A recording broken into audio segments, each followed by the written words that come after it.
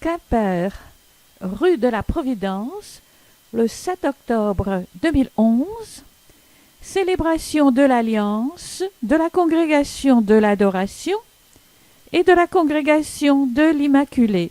Voilà, ici il y a des bonjours à donner. Bonjour Hélène. En tout cas, voulez-vous me dire, ma sœur, oui, vous êtes la supérieure Oui, depuis 18 de ans. la Congrégation de la Providence De l'adoration. de l'Adoration. Oui. Voulez-vous me dire un peu, vous, ce que vous avez fait très jeune pour devenir... Ce sont les sœurs qui m'ont élue au cours d'un chapitre général. Ah, d'accord. Chez nous, il n'y a pas comment dirais-je, il n'y a pas de campagne électorale, il n'y a pas de... Oui. Ah, ce sont les sœurs qui élisent la personne qu'elles pensent. Et vous êtes supérieure depuis combien de Depuis temps? 18 ans. Ben, j'ai fêté mes noces d'or cette année. J'ai fêté mes 50 ans de vie religieuse cette année. Et vous êtes née où? À Plonévé-Porzé, pas loin de Quimper. Ah oui, Anne l'a pas lu. Voilà, ça Magnifique. me parle beaucoup. Qu'est-ce qui vous a décidé à entrer dans les ordres? À quel âge? J'ai reçu un appel du Seigneur. Oui. Toute jeune, je dois dire. J'avais 10-12 ans quand j'ai reçu cet appel du Seigneur. Ah oui. Voilà, et puis j'ai répondu oui. Oui. J'ai été aidée par des prêtres pour arriver jusqu'ici un jour. Quoi. Et je me suis rentrée, j'avais 20 ans en fait quand je suis rentrée au noviciat. Oui. Vous n'avez jamais douté? Non, bon, il y a des moments où on se pose des questions, où on se dit, bon, est-ce qu'on est dans la vérité? Est-ce qu'on est dans le droit chemin? Est-ce que c'est ça que le Seigneur attend de nous? Bien sûr qu'il y a eu des moments où Vos parents étaient d'accord? ma mère n'était pas d'accord. Ah non. J'étais la seule fille à l'époque. Vous aviez des frères? J'avais un frère aîné qui était déjà parti dans la marine et j'étais l'aînée des filles et elle aurait voulu que je reste. Elle s'est résignée? Oui, elle s'est résignée, oui, tout à fait. Très bien. Alors aujourd'hui c'est une grande journée. Oui. Pour vous, voulez-vous me dire pourquoi? Alors c'est une grande journée pour nous parce que notre congrégation s'est amenuisée au fil des ans. Oui. Et donc nous n'avons plus les ressources suffisantes pour pouvoir répondre à notre vocation d'adoratrice. Donc nous nous sommes dit qu'il fallait peut-être demander à un autre groupe qui était plus important que nous, qui avait d'autres personnes ressources, et donc de nous aider à continuer notre mission d'adoration et de service, parce que même dans le devenir de l'Immaculée, nous allons continuer à adorer et à servir. Et adorer et servir, ce sont donc les deux règles de votre congrégation. C'est le double charisme de notre congrégation. Oui. Servir les pauvres. Servir les pauvres. On a commencé par le service des orphelines. C'est ici dans ces maisons. C'est ici que nous avons démarré en accueillant des orphelines à la suite de notre fondateur, le Père Langré. Oui. Bon, et puis peu à peu, les choses bien sûr ont été évoluées. Nous avons ouvert une maison à Brest, nous avons ouvert une orphelinat à Pouignot, près de Morlaix. Et puis petit à petit, nous sommes allés à Paris. Nous avons une maison, un foyer de jeunes filles à Paris. Et puis au fil des ans, nous avons atterri en Algérie. Et vous avez quitté en 62? Non, nous sommes allés en Algérie en 64. Après, oui, d'accord. Justement pour aider à la formation féminine. Et nous sommes restés là-bas 26 ans, malgré notre petit groupe. Vous étiez là-bas? J'ai passé 7 ans et demi moi-même en Algérie. Ça a donné une ouverture, les jeunes filles, puis après les enfants pauvres, les enfants handicapés. C'était ça notre mission là-bas aussi. Alors maintenant, quel est votre avenir à Guipava? L'avenir, je continue. Je ne sais pas du tout comment je vais être appelée, je ne sais pas. Je serai au service de la communauté. Je continuerai à servir et à aimer comme je peux. Tant que je pourrai, tant que ma santé permettra, parce que j'ai eu des gros problèmes de santé et je suis encore un petit peu ébranlée avec ça. Mais le Seigneur est là. Très bien, et puis nous rejoignons 360 sœurs qui vont nous aider. Très bien, merci ma sœur.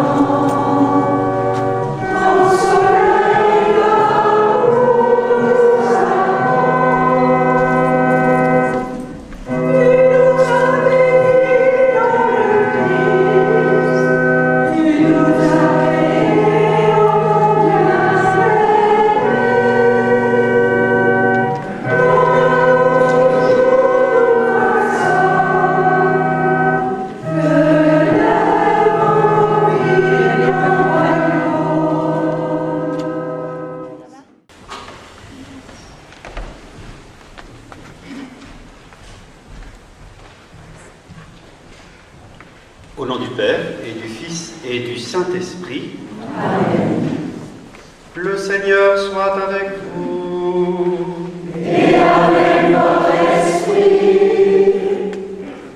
Bienvenue à vous toutes. Nous accueillons les uns les autres, à commencer par les sœurs des congrégations qui célèbrent aujourd'hui cette alliance, cette fusion. Vous nous accueillez.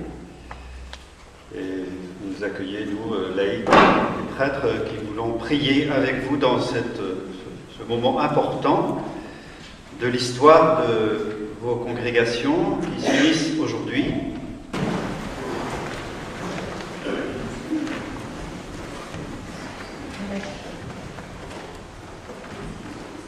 Ensemble, nos frères, tenons en éveil la mémoire du Seigneur.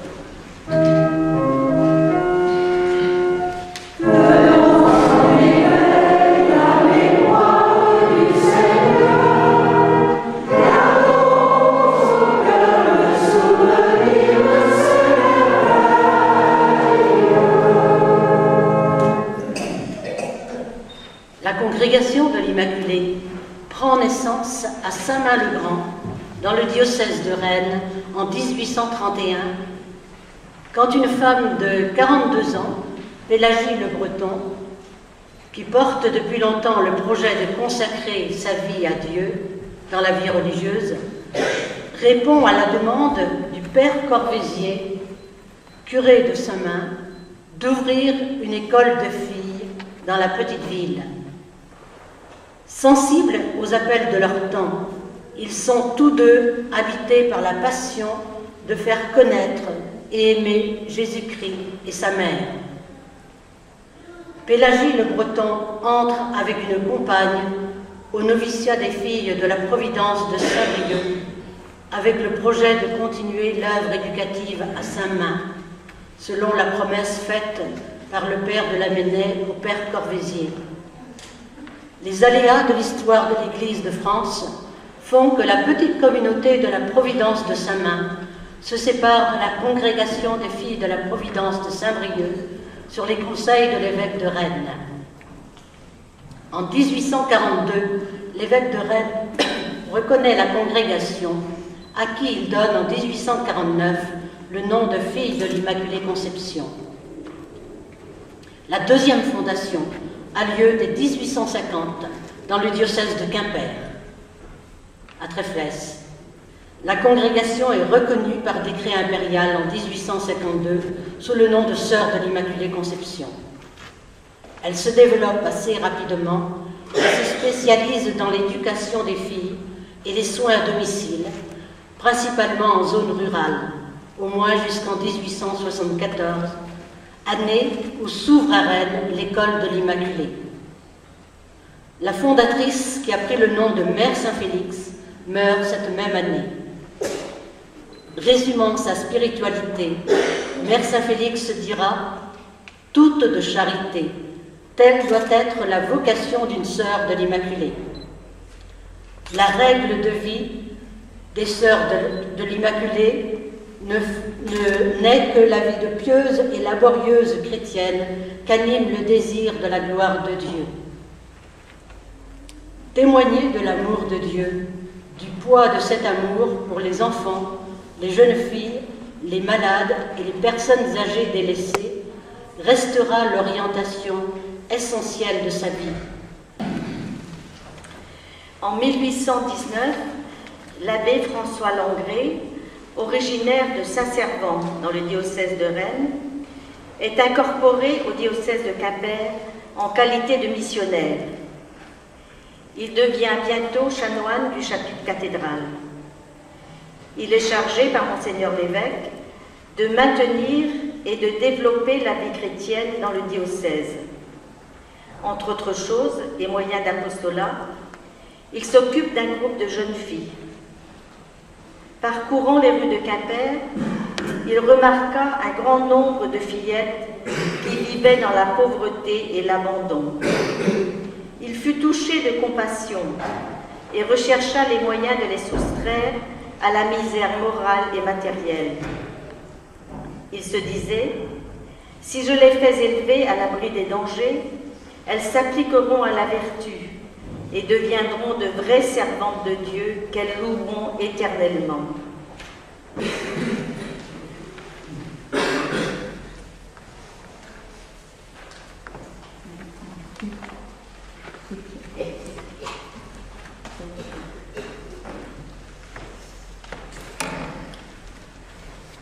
Les sœurs portent donc les photos des fondateurs, place au bout de ces chemins qui convergent pour devenir un seul chemin.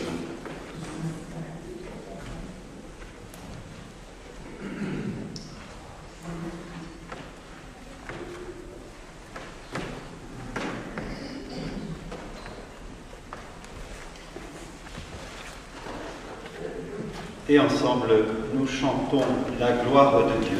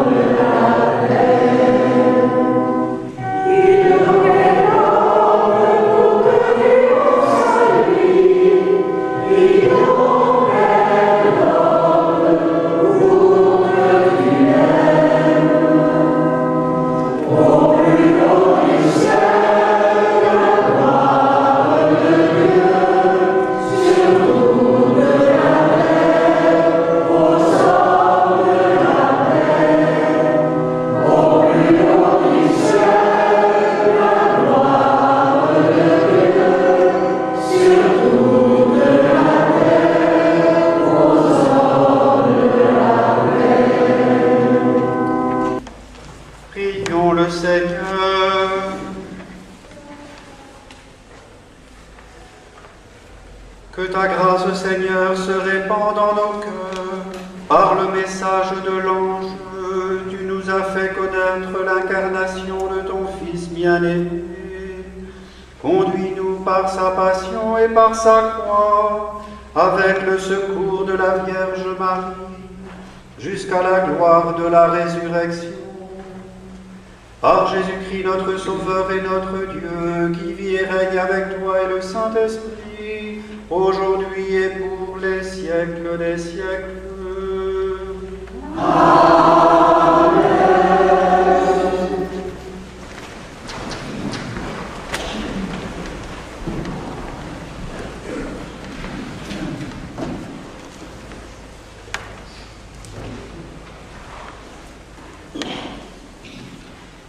Lecture du livre des Actes des Apôtres.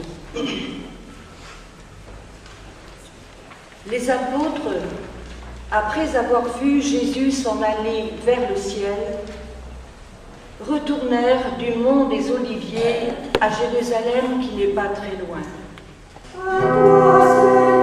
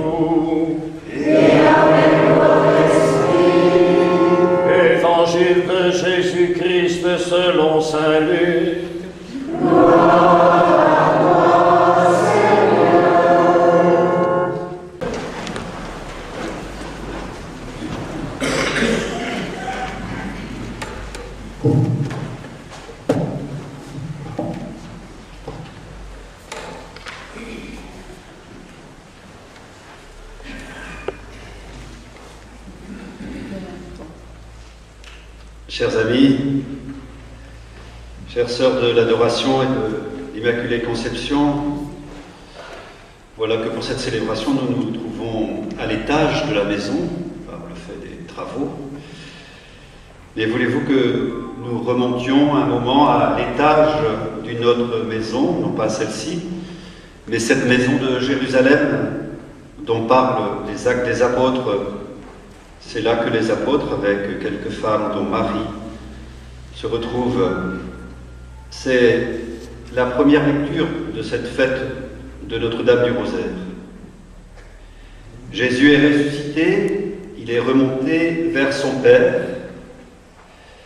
Ses amis, des hommes, des femmes, dont sa mère, sont là, marqués par une promesse.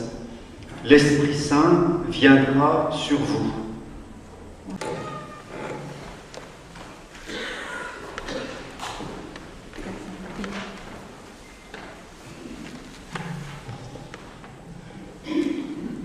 La congrégation pour les instituts de vie consacrés et les sociétés de vie apostolique. Décret. La supérieure générale de l'Institut religieux de l'adoration perpétuelle de Quimper, de droit pontifical, dont la maison généralice se trouve à Guipava, dans le diocèse de Quimper, après avoir obtenu le vote favorable des membres de l'Institut, demande au Saint-Siège, pour les raisons qui lui ont été exposées, la fusion de son institut avec l'Institut religieux de droit diocésain de l'Immaculée Conception de Saint-Main-le-Grand, dont la maison généraliste se trouve à Saint-Main-le-Grand dans le diocèse de Rennes.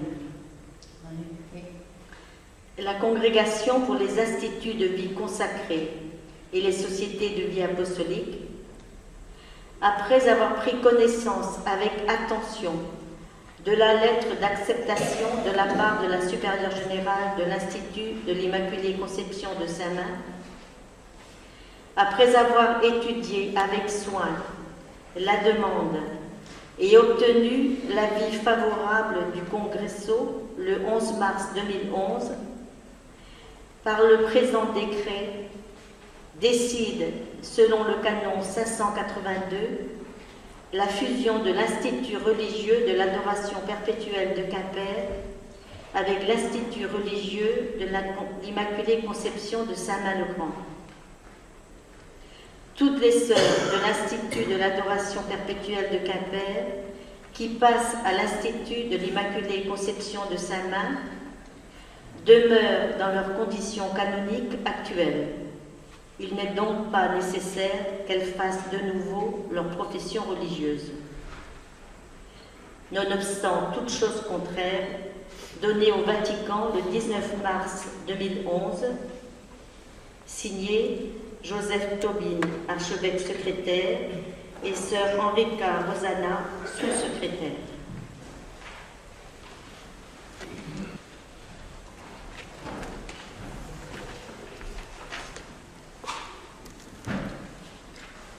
La règle de vie des sœurs de l'Immaculée que vous allez recevoir aujourd'hui est le signe de la fraternité plus étroite qui nous lie désormais. En l'accueillant, nous nous engageons ensemble à vivre selon les mêmes constitutions, en disciples du Christ, dont la vie livrée est adoration du Père, jusque dans le service des frères.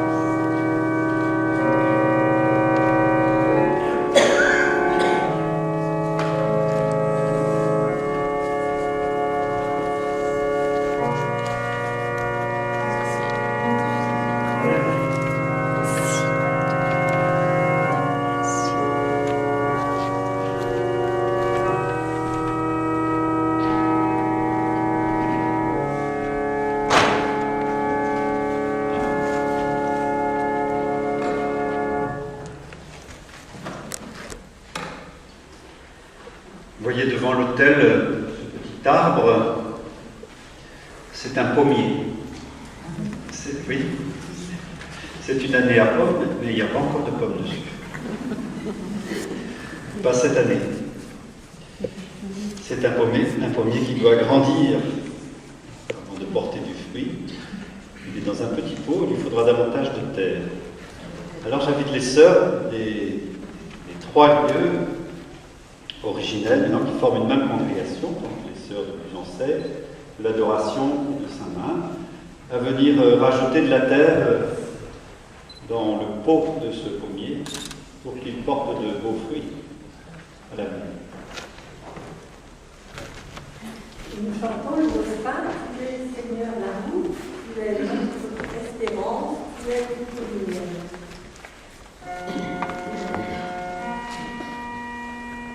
Tu es Seigneur l'amour, tu es notre espérance, tu es toute lumière.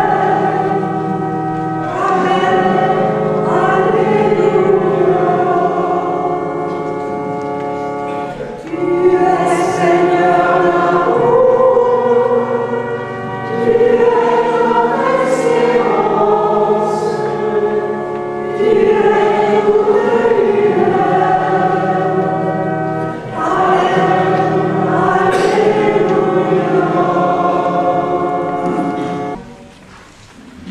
Nous te rendons grâce, Seigneur, pour le chemin parcouru ensemble, sœurs de l'adoration et de l'Immaculée, pour les liens tissés au quotidien, la connaissance mutuelle, l'entraide fraternelle dans nos missions communes, pour le partage des temps de réflexion, de formation, dans la ligne proposée par nos congrégations, pour les temps de prière et les célébrations festives. Sur le chemin qui s'ouvre devant nous, donne-nous, Seigneur, de découvrir que adoration et service sont l'expression d'un même amour dans une vocation toute de charité.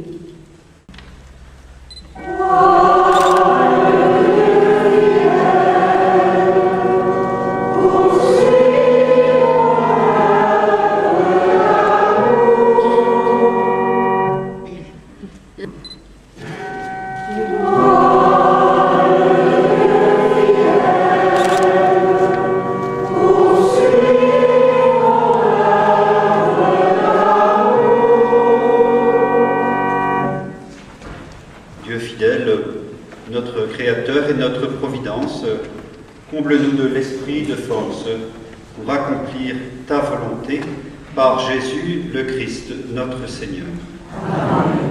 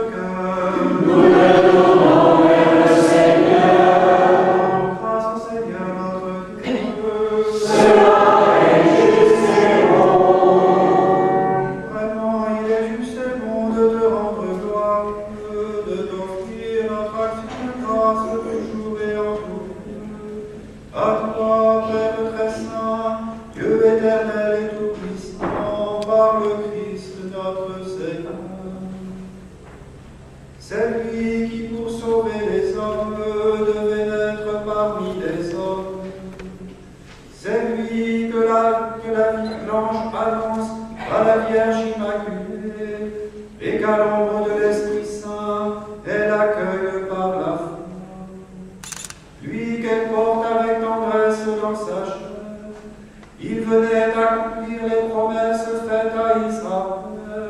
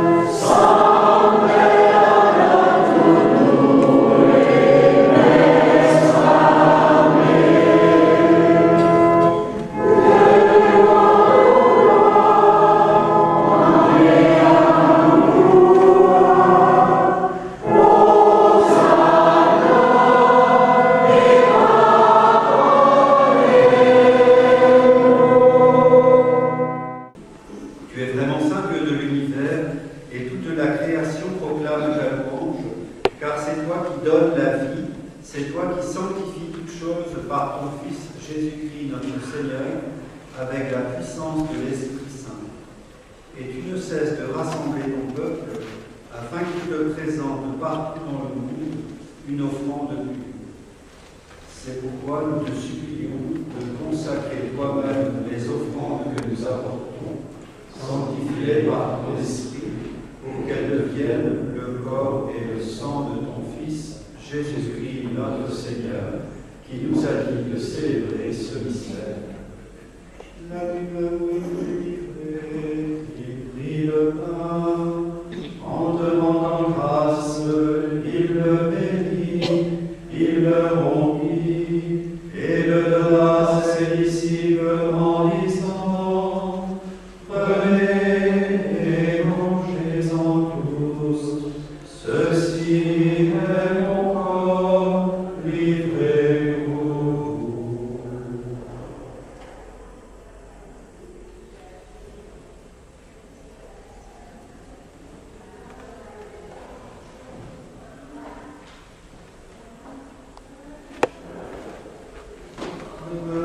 À la fin du repas, il prit la coupe, en te rendant grâce, il la bénit, et la donna à ses disciples en disant, prenez et buvez-en tous, car ceci est la coupe de mon sang, le sang de l'alliance nouvelle et éternelle, qui sera versé pour vous et pour la multitude, en rémission des péchés. Vous ferez cela en mémoire de moi.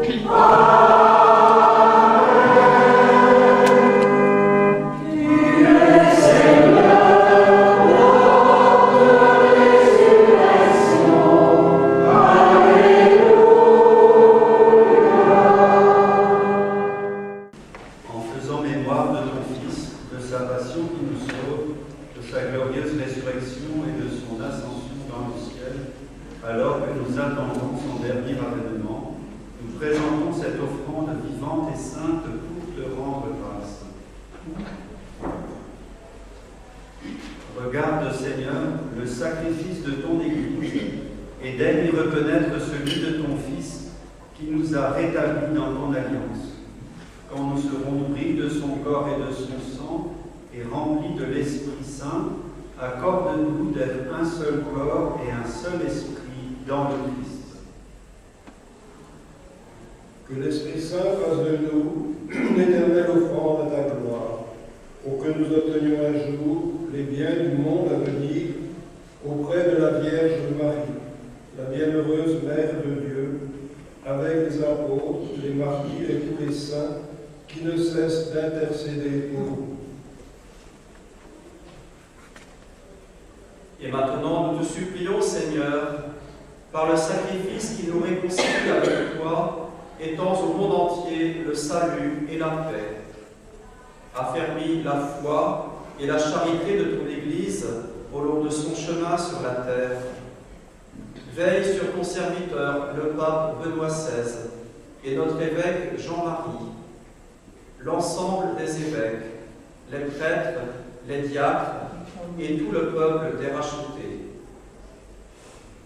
Écoute les prières de ta famille assemblée devant toi et ramène à toi, Père très aimant, tous tes enfants dispersés.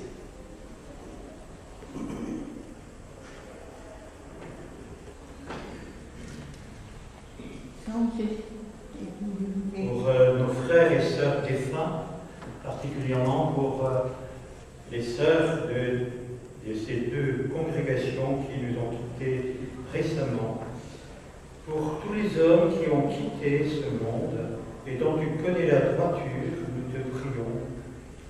Reçois-les tous, toutes, dans ton royaume, où nous espérons être comblés de ta gloire, tous ensemble et pour l'éternité, par le Christ, notre Seigneur, par qui tu donnes au monde toute grâce et tout bien.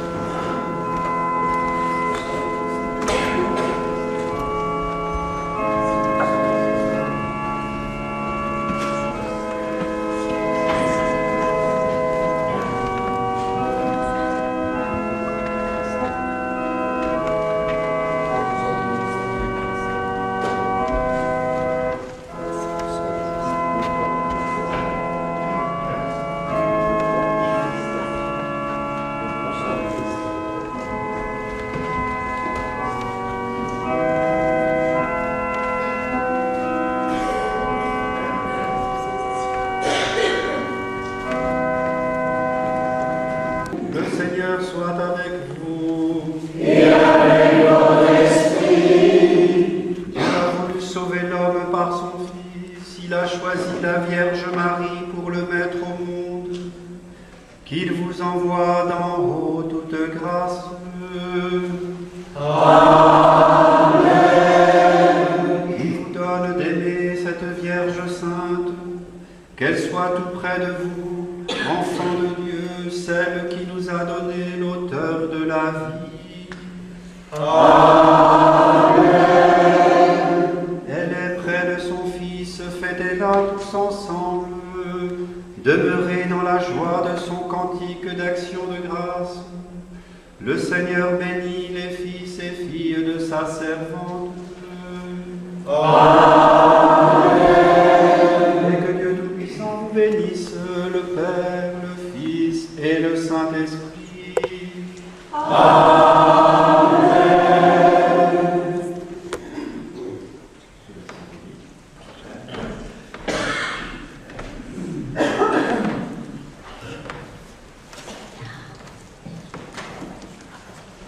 Plantés dans un même terreau où se mêlent la terre de Quimper, Buzancais et Saint-Main-le-Grand, cet arbre exprime notre désir de porter fruit ensemble pour la gloire de Dieu.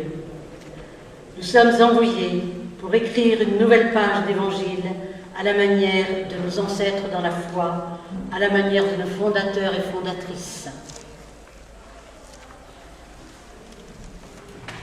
Voilà, tout au long de cette Eucharistie, nous n'avons cessé de rendre grâce au Seigneur pour sa fidélité au long des jours et des nuits.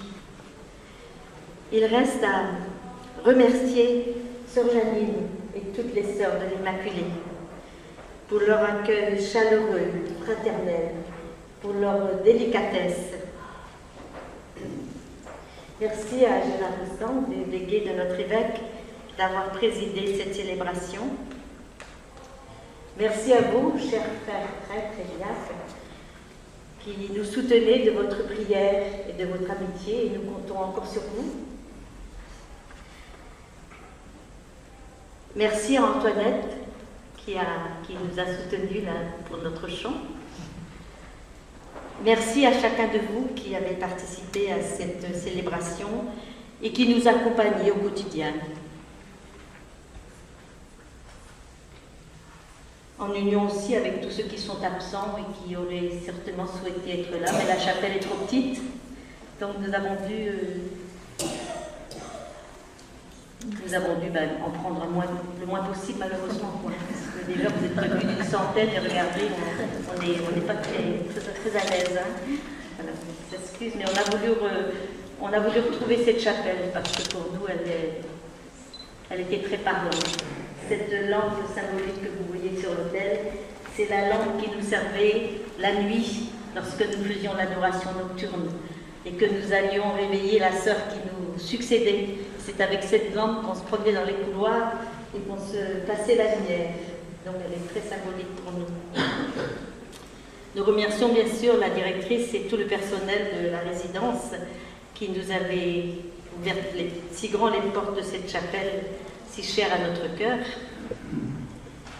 Et avant de nous séparer, nous vous invitons à partager le verre de l'amitié dans le salon qui se trouve au rez-de-chaussée. Et cela après avoir chanté Marie la première en chemin.